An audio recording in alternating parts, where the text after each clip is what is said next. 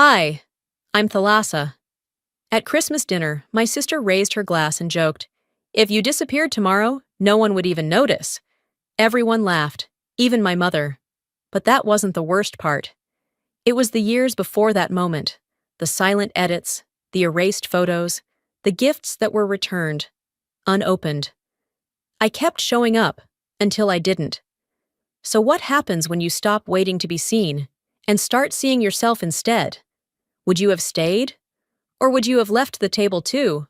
Let's talk about it.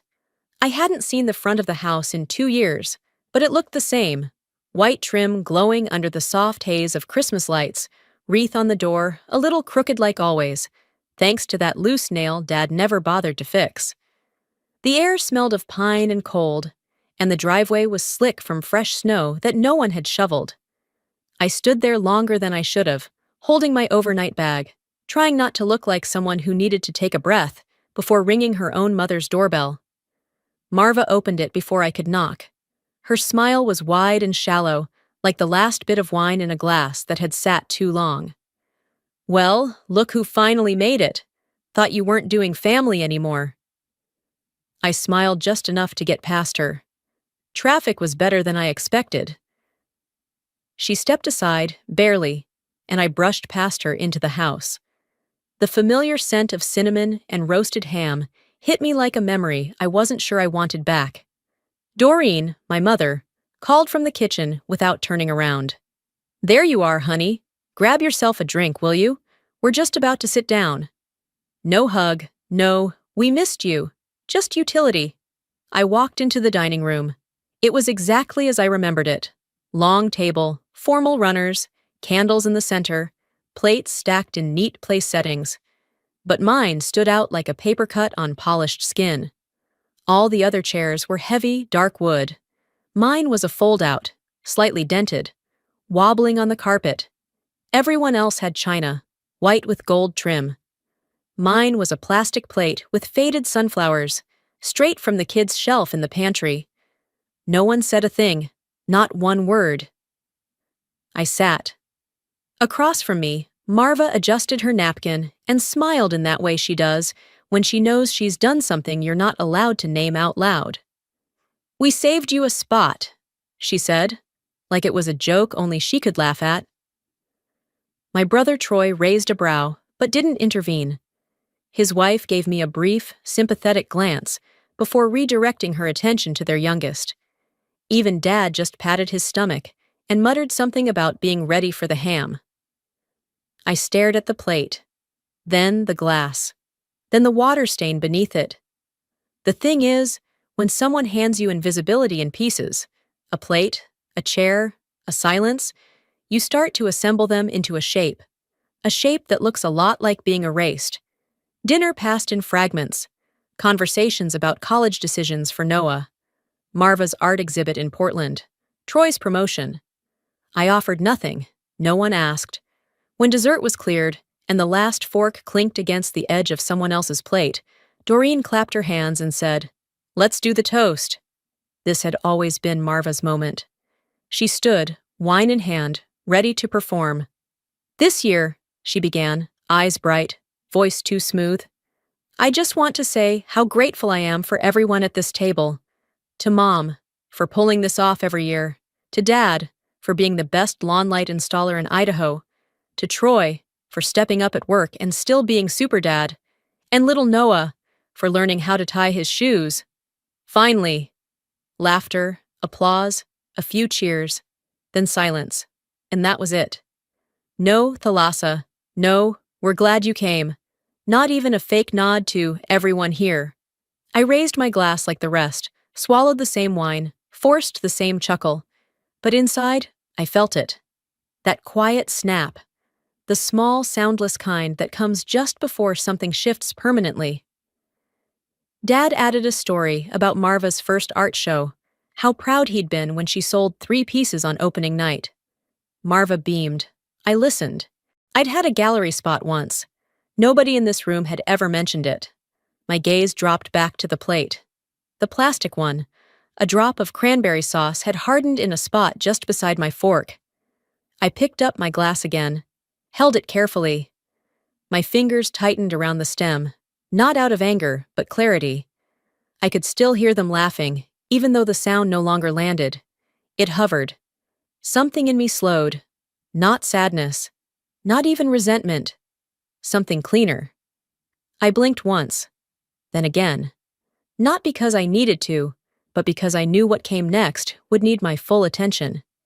The gift exchange always happened after dessert. It was Marva's rule, and no one ever questioned her rules.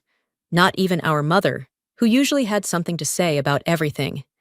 The kitchen still smelled of nutmeg and ham glaze.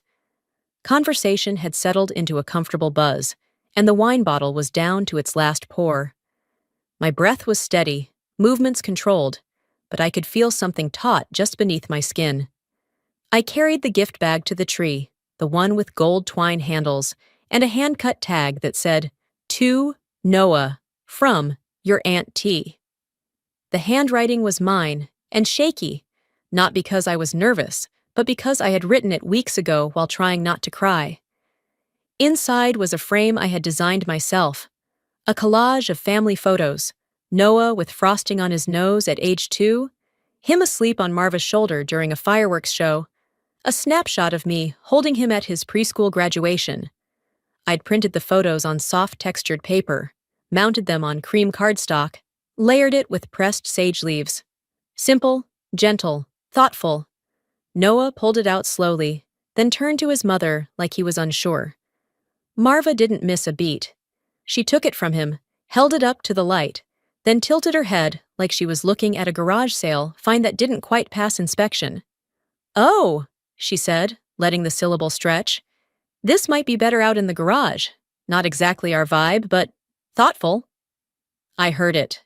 So did everyone else. No one flinched. Mom let out a tiny laugh, the kind you make when you don't want to disagree in front of company. Dad avoided eye contact. Noah looked down at the carpet. The gift was set aside, off to the corner, leaning against the wall behind the armchair. I didn't say anything. I just folded my hands in my lap and nodded. Not to anyone in particular. Just to the moment.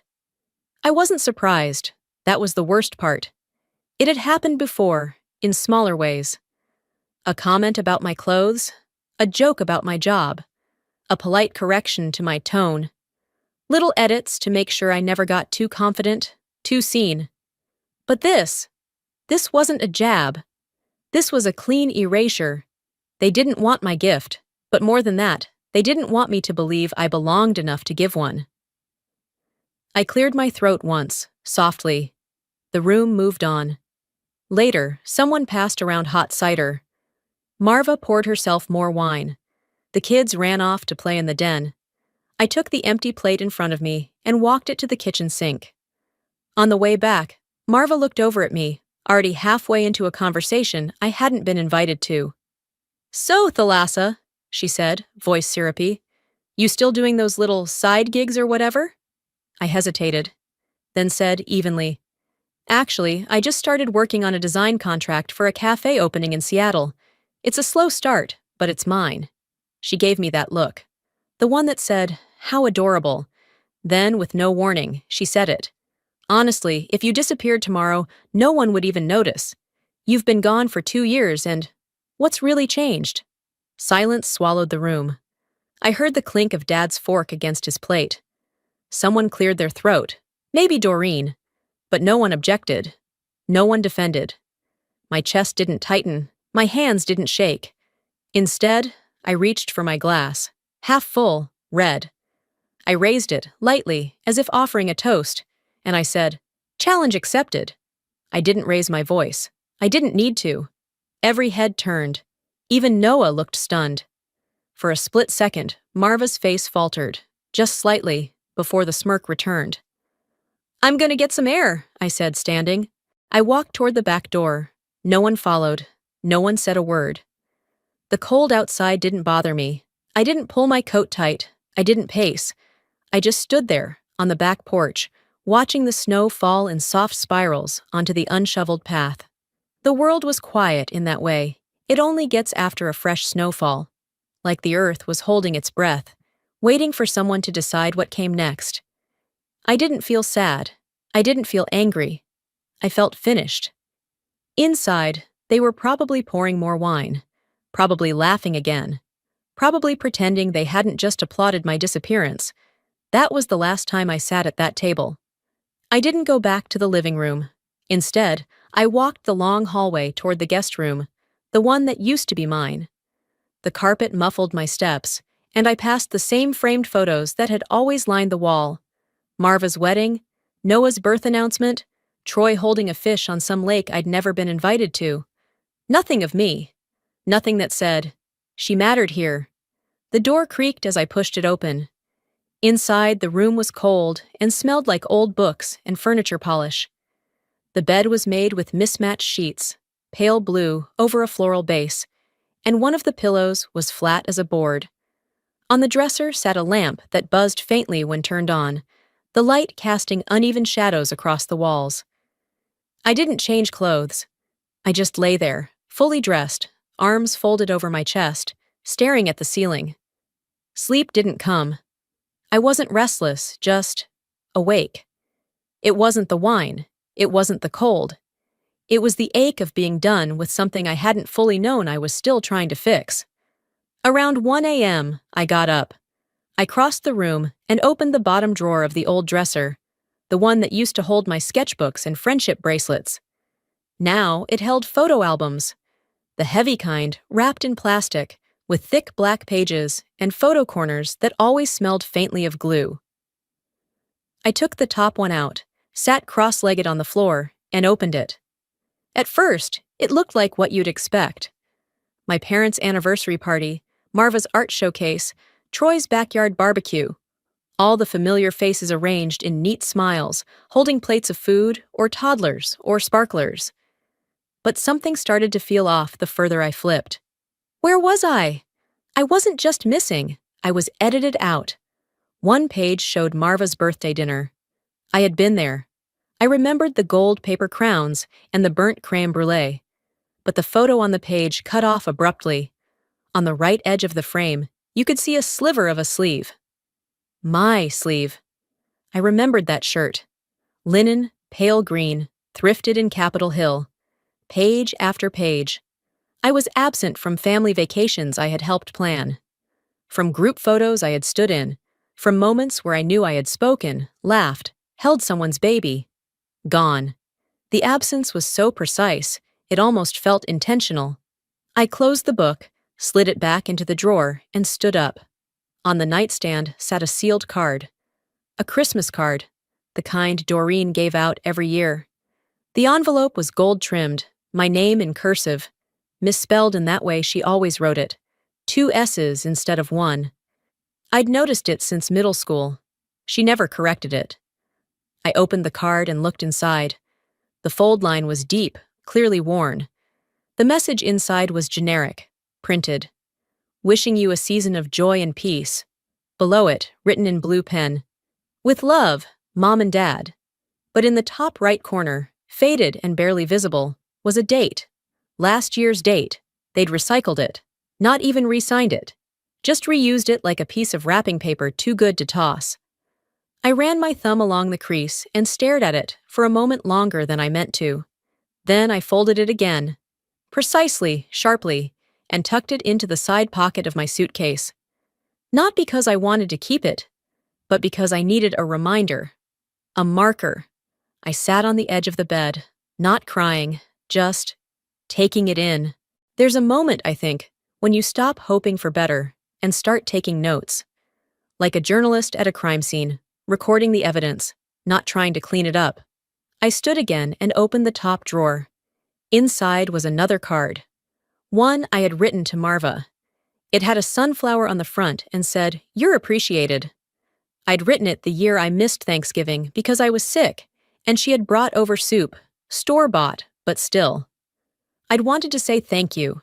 It was never opened, still sealed, still waiting. I picked up a pen from the windowsill and turned the recycled Christmas card over. On the blank side, I wrote, "Thank you for showing me who I am in your story." I placed it on the dresser. Not to be seen, just to exist. Then I crawled under the covers. I didn't set an alarm. I didn't plan my escape. Not yet. But something inside me had already started packing. Morning crept in slow and gray, settling over the windowsills like dust. I opened my eyes before the rest of the house stirred. The hallway was quiet, the kind of quiet that felt padded, like something important had already been said, and no one wanted to mention it again. I dressed in yesterday's sweater and socks, not because I didn't have fresh clothes, but because I didn't want to feel new in a house that had clearly decided I no longer belonged. The walls along the staircase were lined with photos, family milestones captured, printed, framed. I stopped at the one of Marva's baby shower. Everyone was there, even our aunt from Spokane. I had taken the photo. In the kitchen, the coffee was already brewed. Doreen stood at the stove, humming tunelessly while flipping pancakes. Marva leaned against the counter, holding the morning paper like she owned the news. Virgil was planted in his recliner, TV already on, volume low, sports muted. None of them looked up. "Good morning," I said. No one responded. I poured myself a cup, adding too much sugar out of muscle memory. Then I walked into the living room and sat on the edge of the couch, careful not to shift the decorative pillows Marva arranged the night before, like she was prepping for a magazine shoot. Noah was sprawled across the rug, surrounded by colored pencils and poster board. He beamed when he saw me. "Want to see what I made?"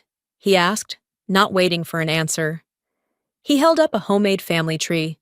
Markers labeled each branch: Grandma Doreen, Grandpa Virgil, Uncle Troy, Aunt Marva, and of course, me.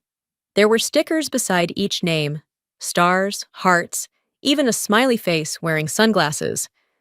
I leaned in. One branch sat empty. No name, no sticker, just a line. "A placeholder?" I asked gently. "And this one?" He didn't look up from his work. "That one doesn't count.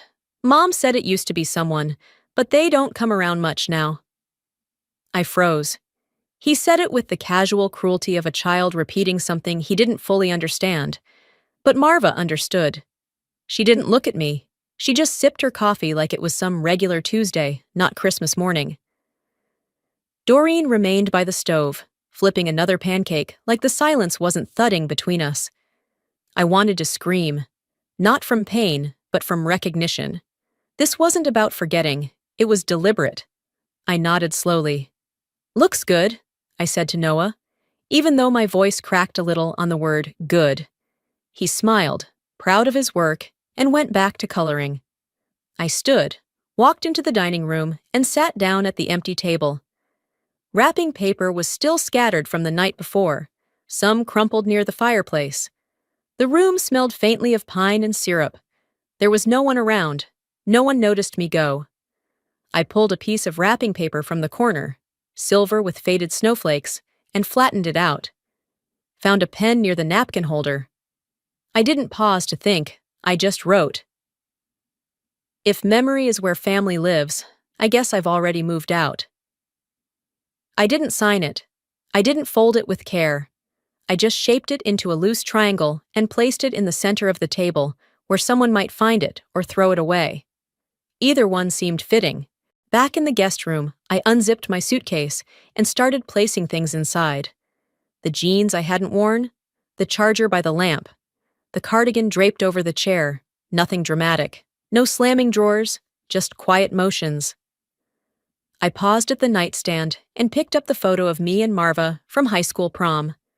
We weren't close even then, but we looked like we could have been. I left it where it was. That version of us no longer existed. I changed into travel clothes, something loose, comfortable, neutral. I didn't plan to say goodbye. I didn't need to. As I zipped the suitcase closed, I looked around the room one last time. It had changed so much over the years. Once mine, now temporary, hollowed out. Just like my place in this house. I turned off the light, not because it was late, but because I had already left in every way that mattered. By the time I made it back downstairs, the house had taken on that post-meal hush, low conversation, faint clatter of forks, the hum of the dishwasher pushing along behind the scenes like an ignored servant. The living room was dim, lit mostly by the flickering fireplace and the glow of the flat screen where muted football highlights looped endlessly. Nobody noticed me return. Nobody looked up. They never do. I walked through the dining area without pausing, stepping into the kitchen like a guest who had overstayed her welcome but decided to clean up out of obligation. The sink was stacked with plates, some still smeared with cranberry sauce and congealed gravy. Someone had half-heartedly scraped a dish before abandoning the effort. I rolled up the sleeves of my sweater, filled the sink, and began rinsing one plate at a time. No gloves, no sponge, just my bare hands and hot water. I wasn't in a rush. The task was familiar, mindless in a way that gave me space to think. Every year, it had fallen to me to handle the cleanup. Unspoken, unassigned, automatic. Doreen drifted in, glanced over her shoulder like she was checking inventory. "You're always so helpful, sweetie," she said, placing a mug in the sink without making eye contact.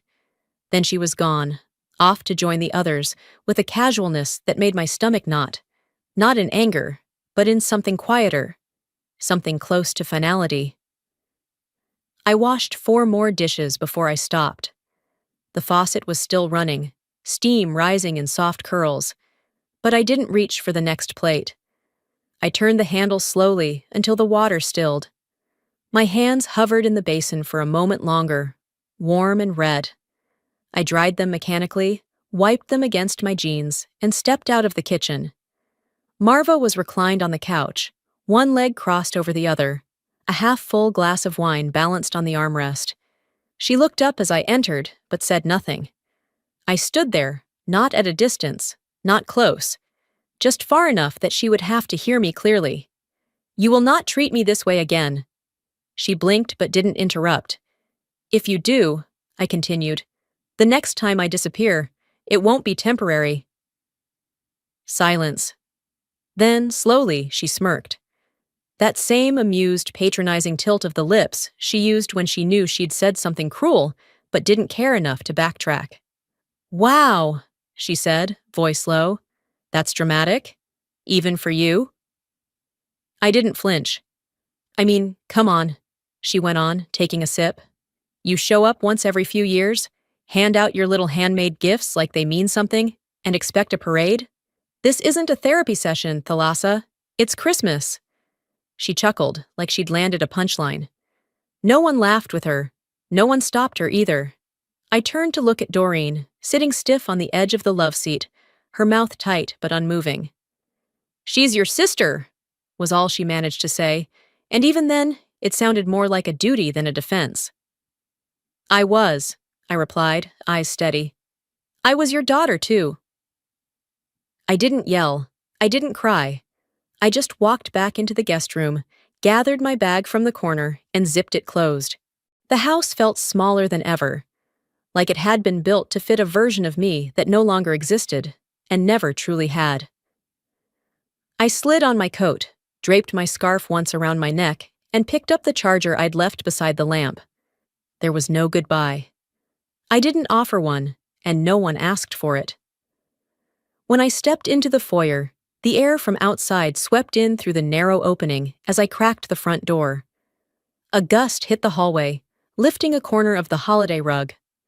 I paused just long enough to steady it with my foot. Behind me, the murmuring resumed. Football, laughter, a clink of glass, and then I was out. The cold was immediate but crisp, honest. Snowflakes drifted down, lighter now, but constant. I walked without urgency, suitcase wheels bumping unevenly over the brick pathway that hadn't been cleared since the storm. I reached the curb before I looked back. The windows glowed, golden and soft. From the outside, it looked like any other cozy family holiday, a Norman Rockwell moment frozen in glass. But I knew better. Behind that warmth were sharp edges, softened by tradition, hardened by habit. I had lived in those walls long enough to know that sometimes the most polite silences are the most dangerous. They rewrite you, shrink you, until you forget you were ever full-sized to begin with. I took a deep breath, reached into my pocket, and pulled out my phone. The screen lit up with a map and a rideshare ETA. 5 minutes. 5 minutes until I wasn't standing in front of their house anymore. 5 minutes until I stopped pretending it had ever been mine. By the time the rideshare pulled up, snow was already layering my suitcase wheels.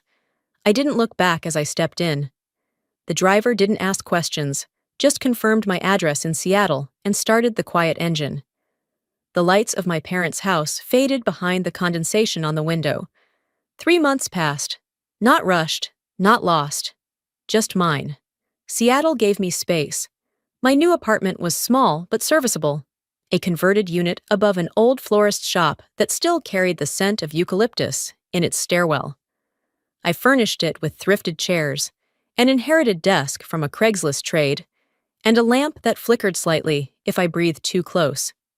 But it worked. It was enough. Most mornings started the same. Pour coffee, feed the cat I'd impulsively adopted from the shelter, then turn to the tray table I used as a workbench. My hands stayed busy with metal, wire, and stone. I sold earrings made from repurposed keyholes, bracelets strung from discarded guitar strings. I called it salvaged because that's what I was doing, piecing value from what had been overlooked. It was raining that day, a steady, unbothered rain tapping on the window like a metronome. I had just finished a small batch of copper rings when a knock sounded at the door. Not frantic, not hesitant, just official. When I opened it, no one was there. Only a manila envelope lying flat on the welcome mat, edges darkened by moisture. The return address was a local bank. I carried it to the kitchen counter, opened it slowly, carefully, like whatever was inside might change shape if I moved too fast. The words hit all at once. Loan confirmation. Cosigner Thalassa Quinn. Property address, Seattle, WA.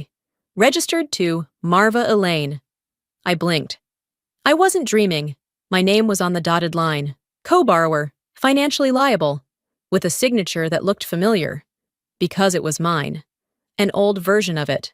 From the year before I'd stopped trusting anything that came in the mail. I felt heat rise, not panic, but precision. A laser focus. I picked up my phone and called the customer service line. The woman on the other end was polite, overly so, like someone reading from a script that barely contained empathy. Unfortunately, ma'am, we can't remove your name from the mortgage unless the primary borrower refinances. You would need her consent. I laughed once, short and sharp. That's not going to happen. I ended the call and set the phone down. For the first time in weeks, I sat still. No jewelry tools in my hand, no metal to distract me.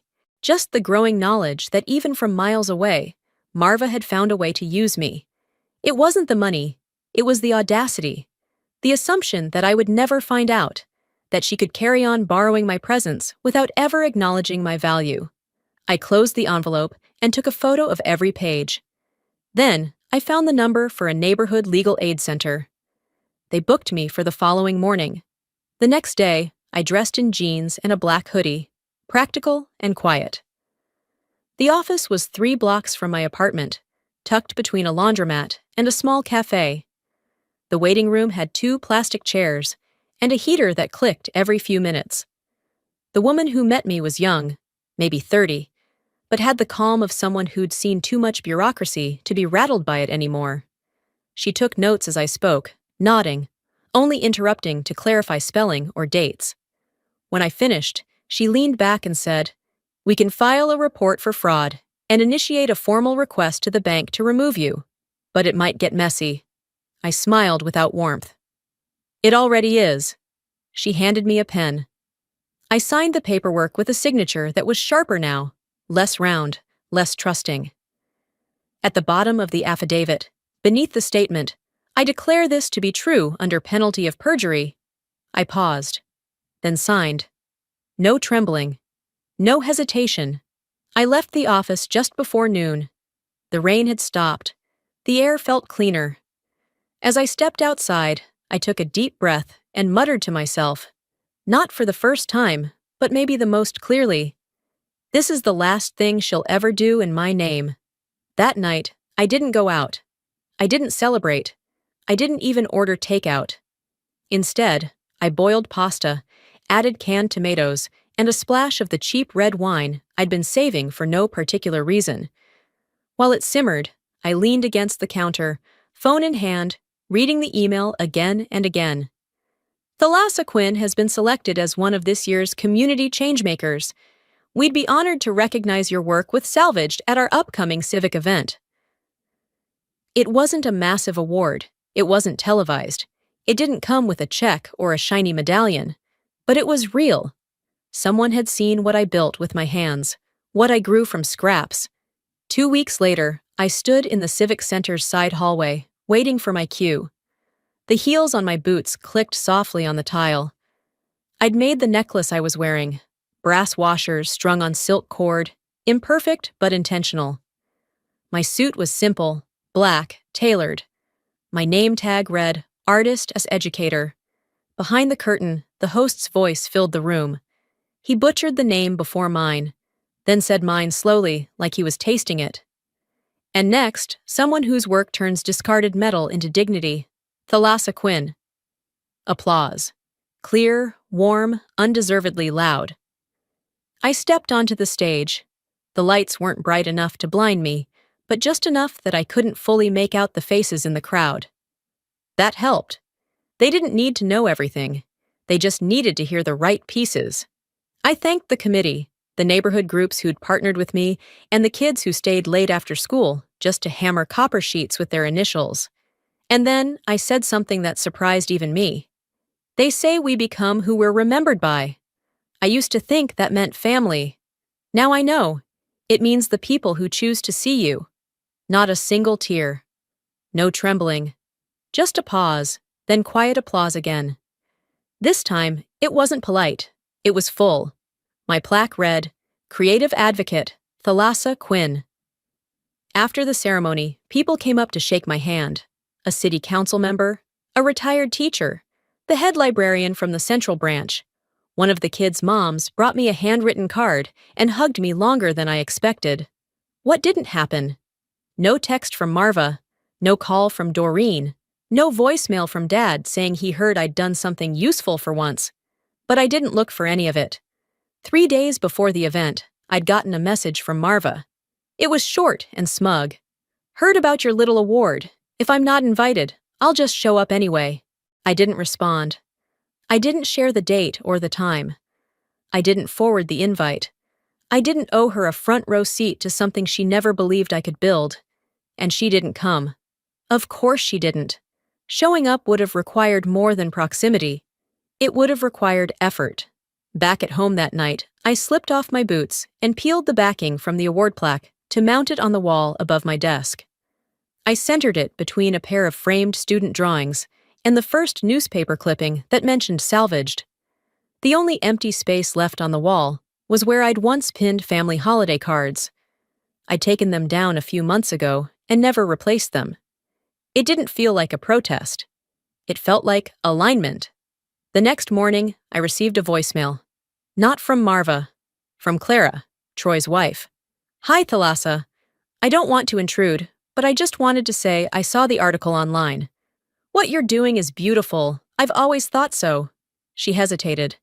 I should have said something sooner. At Christmas, last year. When Marva made that joke. I didn't laugh. I didn't speak either. I regret that. Just wanted you to know. I played the message once, then again. I didn't call back. Not out of resentment, but because there wasn't anything else to say. She wasn't wrong. She just wasn't early. That night, I wrote in my journal, some silences are soft and healing. Others are sharp and shaped like permission. Then I circled the date of the next Salvaged workshop. The seats were full. The workshop ended just after 6. I stayed behind to wipe down the folding tables and refill the storage bins, letting the sound of the city beyond the windows replace the usual post-class chatter. It had become routine, clean, organize, lock up, and it grounded me more than I admitted. The kids had left behind scraps of copper and half-finished designs, but they also left energy in the room. The good kind. The kind that doesn't need to be earned or explained. By the time I walked back to my apartment, dusk had rolled in. The studio lights from the cafe below cast a warm wash across my ceiling. I set down my bag, turned on the kettle, and let my body relax into the pace I'd learned to call my own. I sat at my desk and opened my laptop, planning to answer emails. Instead, a notification caught my eye. One of the local youth nonprofits had posted a video. The thumbnail was familiar, the wide grin of Lila, one of my most consistent students, her curly hair tucked under a denim cap. I clicked play. The clip was shaky but clear. Lila stood in front of a wall of framed student art, holding one of her copper pendants in her hand. "Before this, I didn't think anything I made mattered," she said. "But Miss Quinn told me I wasn't just a background character." Her voice trembled slightly near the end, not from nerves, but conviction. I didn't cry. Not because it didn't move me, but because it felt whole. Clean. Comments started appearing underneath. Names I didn't recognize. Teachers, social workers, even a couple from other states. This is what art education should be. Her work is changing the way our kids see themselves. Ms. Quinn is the kind of mentor I wish I had growing up. For a long moment, I just sat there, hands still on the keyboard, eyes fixed on the screen. I wasn't a name in the background anymore. I was in full frame, on purpose. Then another message arrived. Not a comment, an email. Subject line: "Apology I should have said out loud." From Clara. I didn't open it immediately. I walked to the kitchen, poured myself some tea, added lemon. Then I returned, sat down, and clicked. "I remember the joke Marva made," it began. "I remember everyone laughing. I didn't. But I didn't say anything either. I should have. I'm sorry." There was no fluff, no strings. I read it again. Then, once more. The words didn't erase anything, but they untangled a knot that had been sitting behind my ribs for too long. I didn't reply. Not because I was angry, but because there was nothing else I needed her to say. Sometimes people arrive too late for the rescue, but right on time for the reckoning. I closed the message and leaned back in my chair. A soft knock of rain started at the window, just enough to feel like Seattle was exhaling with me.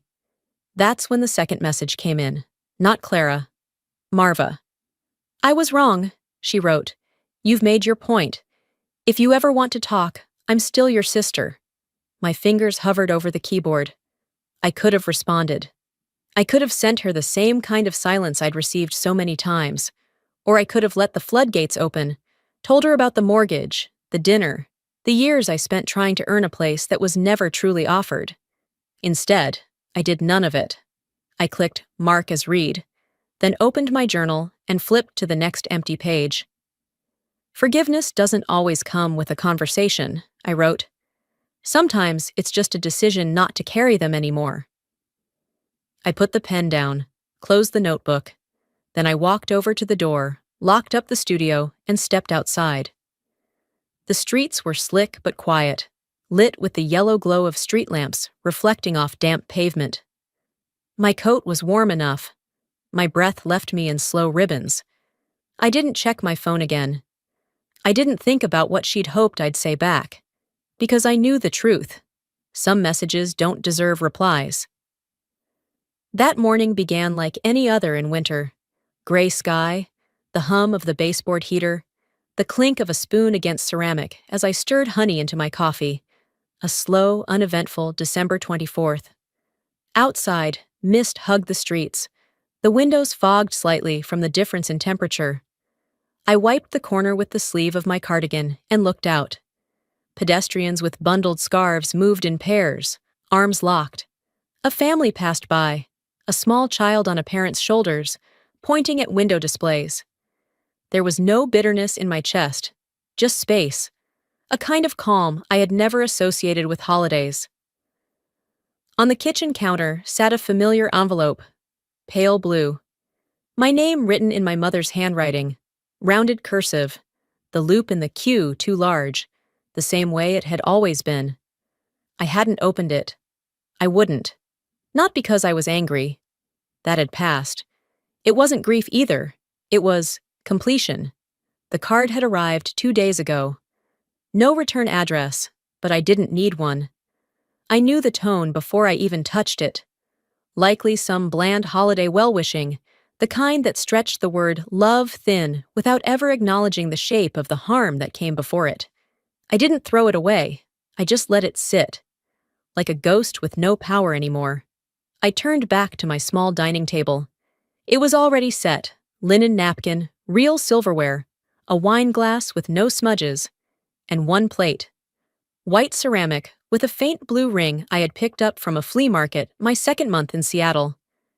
No plastic, no disposable cutlery, no folding chairs, just mine. I lit the candle at the center of the table. It wasn't about ambiance. It was about presence.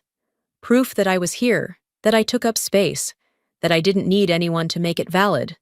The short ribs were slow cooking in the oven.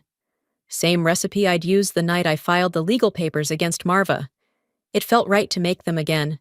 Ritual by reclamation. I set a small ornament next to the candle, one of the handmade pieces I had brought to Christmas last year. The one they'd chuckled at and shoved to the side like a child's art project. Now, it hung above my desk. But tonight, it earned a place at the table.